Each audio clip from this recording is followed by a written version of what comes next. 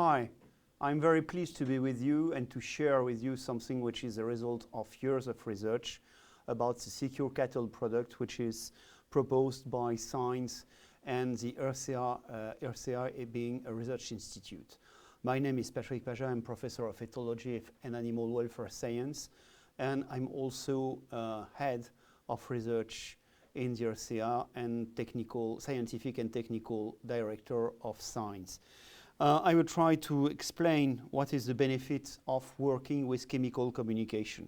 Many times people are afraid about chemistry when we say chemical communication, but we have to keep in mind that since the very beginning of life, everything is chemistry, meaning that structures of living beings are made of chemicals, and all of those living creatures are producing chemicals, especially from metabolism.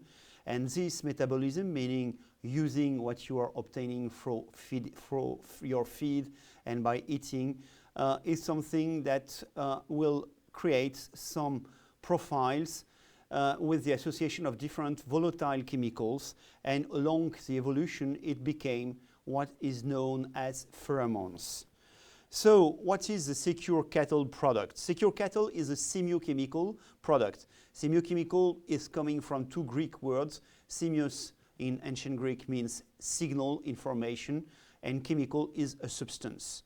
And our SecureCattle product is the exact copy of a sebaceous secretion observed and analyzed from cattle, and especially from cows, just after giving birth to calves. The active compound of our SecureCattle product is the bovine appeasing pheromone that we have identified and synthesized to create a copy years ago.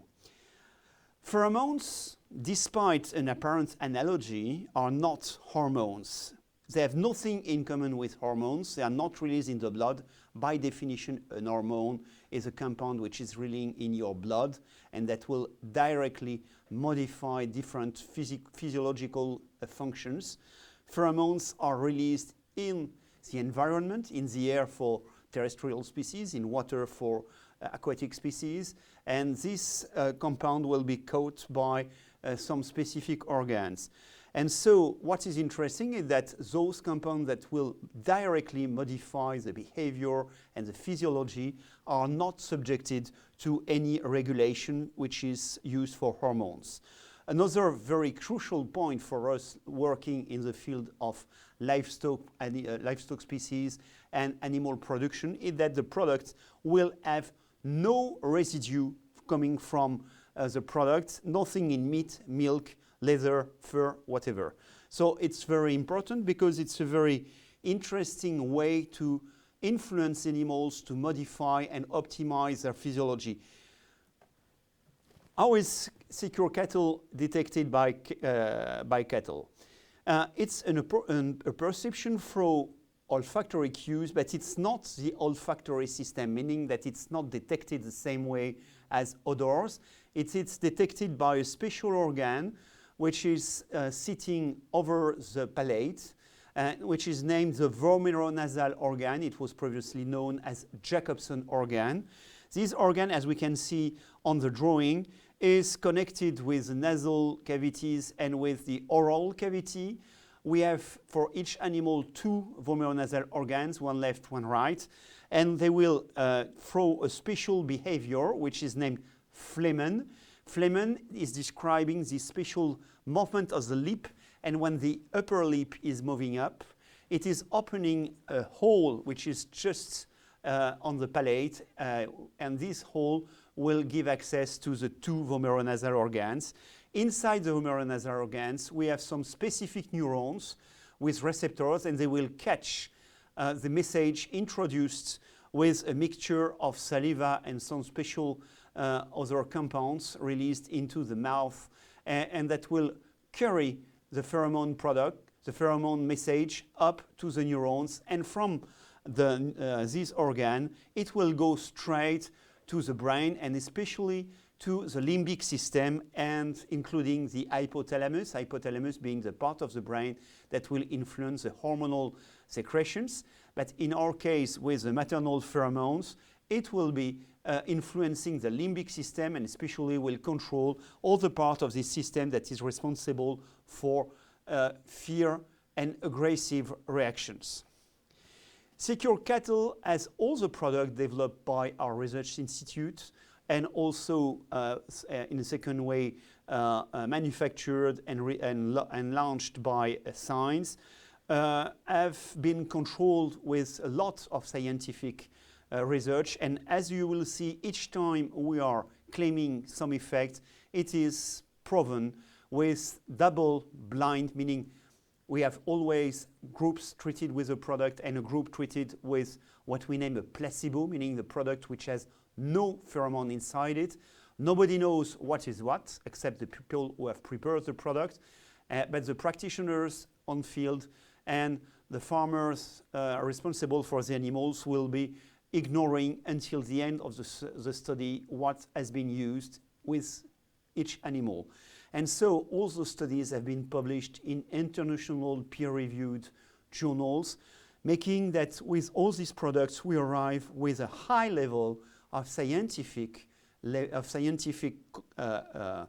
quality, and we don't have anything that is scientifically proven. So we can claim effects in reproduction, and especially during the period of, in the end of pregnancy and on the time of farrowing, weaning, dairy production, fattening, transport and slaughter, and also some effect to improve the immune system. It's very important to say that this bovine appeasing pheromone, which is the active compound of SecureCattle, belongs to a family that we have described in most domestic mammals, and those pheromones are responsible for being what we could name adaptation promoters, meaning that they will help youngs in coping with the surrounding, in developing the optimized immune system, and it's something that will be active lifelong, meaning that even the adults, even the old individuals, but in farming production we don't have really to care about aging, but we have adults and youngs, and in every group of age we have a proven efficacy. So we will go through those indications and see what we can have.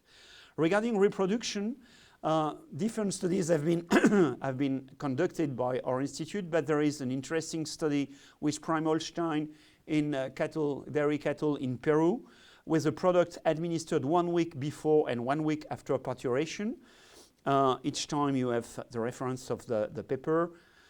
We have observed decreased rate of abnormal delivery, meaning that the delivery is optimized, and we have less metritis. In another study related to reproduction that has been run in Brazil with zebu cattle, Bos indicus, which is very interesting because they are very emotional animals. You know that they can be crossed successfully with our European cattle to make animals that are more resistant to tropical disease. And so with those animals, when we have studied the impact of castration with or without pheromone. If we compare just the way, in this study the pheromone has been named BAS, B-A-S, you will see that in different slides, for bovine appeasing substance. The groups treated with the product after one month after castration are heavier. We have 5 more kilos per animal, with a very significant difference from a statistical point of view. And the final weight is the animals are more than 9 kilos heavier in the treated group.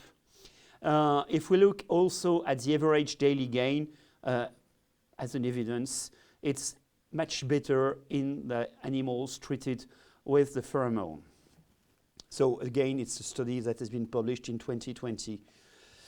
Weaning. Weaning is a very important period, and we have studied in cooperation with our friend and colleague, Professor Ronaldo Cook in Texas University. And we have made studies in both Brazil and Texas. The first study I will present, it's about young cattle. They are just after weaning, and they will arrive to be prepared to have access to feedlots. So in the first study, we are comparing animals receiving this BAS, bovine appeasing substance, which is SecureCattle, and we have cross cattle, Bostrorus indicus and Bostrorus taurus, meaning our European breeds. In this case, it was some of the standard breeds, and especially Angus. And we will compare it at weaning. They receive 5 milliliter, which is the normal dose of SecureCattle, applied on the nuchal skin area. And we have, they will go through a preconditioning period of 45 days. And what did we obtain in this study published in 2020? We can see that we have been measuring a very good indicator of stress, which is also well known, which is aptoglobin. Aptoglobin is a substance released by the immune system when the animals are extremely stressed.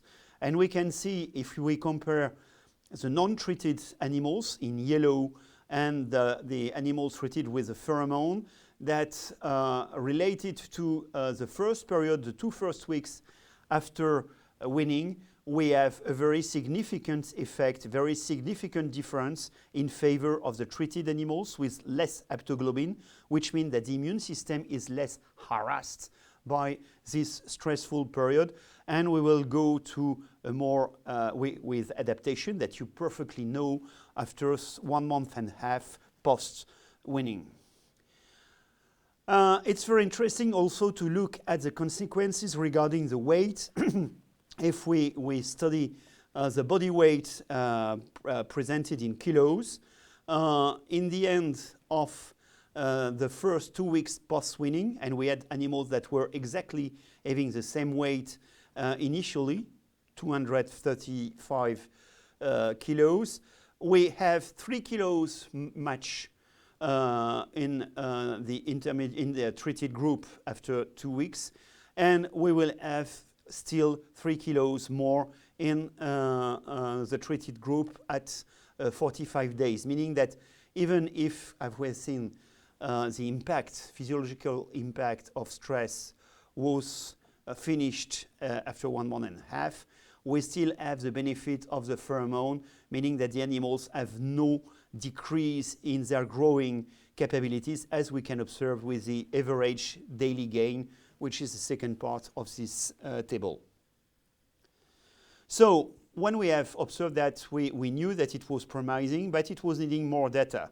This is the reason why we went back to having a new study in Texas in feedlots. And in those feedlots, they have a preconditioning period with the Angus cattle for 42 days. Again, 5 milliliter of pheromone or 5 milliliter of placebo, which is just the vehicle of the product. And what is interesting is that, again, we see that there is a significant difference between the two groups in favor of the treated animals, with higher average daily gain. We go from 850 grams for the non-treated group to 1 kilo in the treated group. So it's interesting also because we have other positive impact on temperament traits, meaning that the animals of the treated group are more manageable. And we will see later on that we have a better reaction to vaccination for BRD. And also we have a better calf growth, we have seen it, and feed intake. So it's the authors in the 2 studies published in 2020 conclude that it's a very interesting tool for preconditioning programs before going to feedlots. Again, we can see that we have gained, in this study, we have gained a little bit more than 3 kilos per animal in the end of this period, meaning that we have repeated the same results as before, and that the average daily gain is significantly, very significantly higher in the treated group. Dairy production.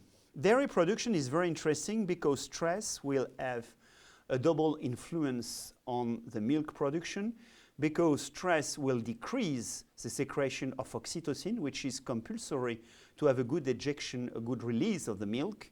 And there is also another problem with stress, which is that during stress, the autonomic system will tend to create some contraction, some spasm on the sphincter of the teeth, making that we have a higher risk of inflammation during the time that we are harvesting milk. The first study that has been published has been done in Italy with a local mountain breed, which is Valdostana. Valdostana is used for high quality and highly appreciated cheese. And we all know that for cheese production, the risk of mastitis, and especially if people are using antibiotics to fix it, is absolutely detrimental to the production of cheese, making that the controls are extremely important. And we have studied those cattle in what they name the transition period, which is a time when those cattle living in mountain live inside buildings during winter because everything is covered with snow. And when they are released in pasture, we have more fights and stress, which are creating those, which is making that transition period is a major stressor. And this study has been published in 2018 with our Italian colleague, Dr. Osella.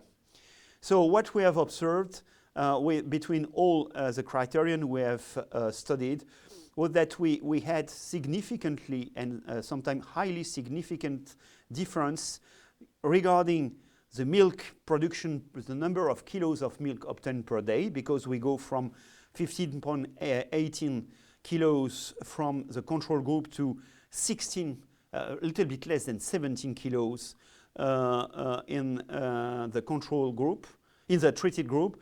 And what is very interesting is the somatic cells with less somatic cells, meaning less signs of inflammation, which is making both are the consequence for what I've described before. More milk is not because they have produced more milk, but because we get more milk during the harvesting because of oxytocin. And we have also less somatic cells because the teat is not presenting any reaction as a consequence for activation of autonomic system. We have other studies also that have repeated those results, especially recently in China with Prime Holstein cattle. Let's speak about meat production. In the very early period when we were studying this pheromone, we have run two studies in France. They were presented in 2001, one with calves and about growth and also pathology, and especially diarrhea and respiratory disease, with a significant difference thanks to the pheromone regarding the use of drugs and the number of animals having diarrhea, and also with a better growth.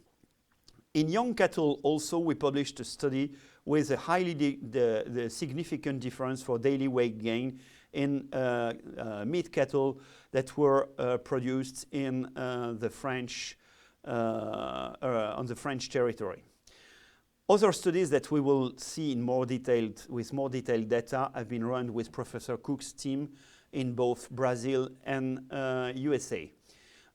We can find a first example with a study published in 2021 showing that we have a significant effect in those beef cattle in preventing and reducing stress from mandatory procedures like moving the animals or every kind of manipulation. So we did it with Bostoris indicus, with zebu cattle prior to shipping and at feedlot arrival.